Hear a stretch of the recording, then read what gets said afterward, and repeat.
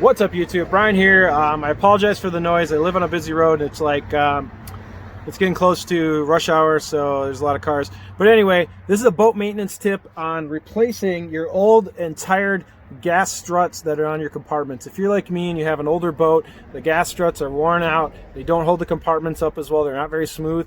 These are super easy to replace. They're about 15 bucks for a new one, so you don't have to spend a ton of money for a very simple upgrade. So this is the old shock.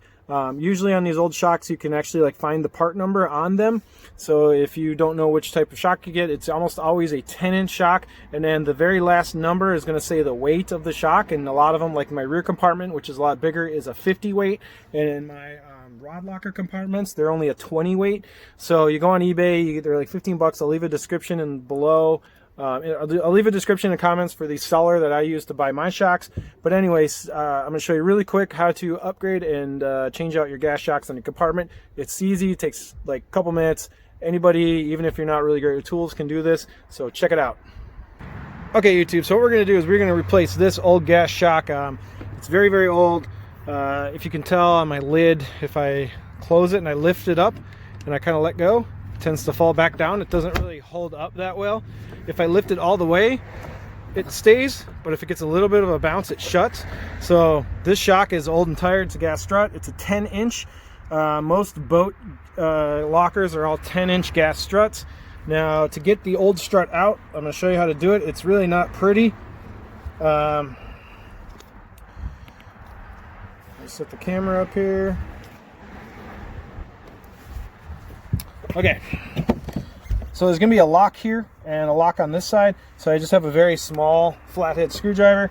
This is not a pretty process. I'm going to start with the top one because it's usually easier to get this one off and then use the leverage from the top to pop off the bottom one. So every gas shock's going to be a little different, but this thing has a little plastic lock thing on the back of it. So I'm going to pull this out and then I'm going to start kind of wrenching on this just to pop it loose.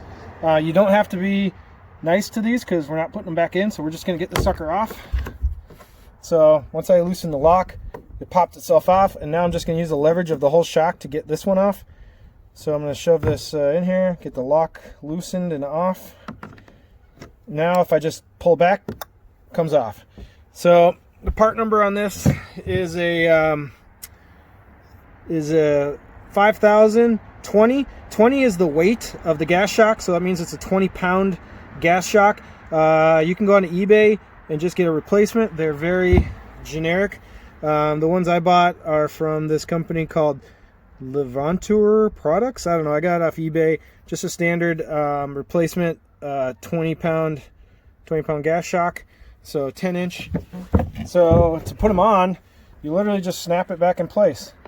So I'll start from the top, push, snap, go to the bottom, snap in, and it should be much improved. Now let's see. Look at that. It actually lifts up on its own. So the other thing too is if you're getting squeaking or any noise coming from your hinge, what I usually do every season is I take some silicone spray and I just spray down the length of the hinge. Give it a nice fresh coat of silicone spray. It'll keep it operating nice and smooth.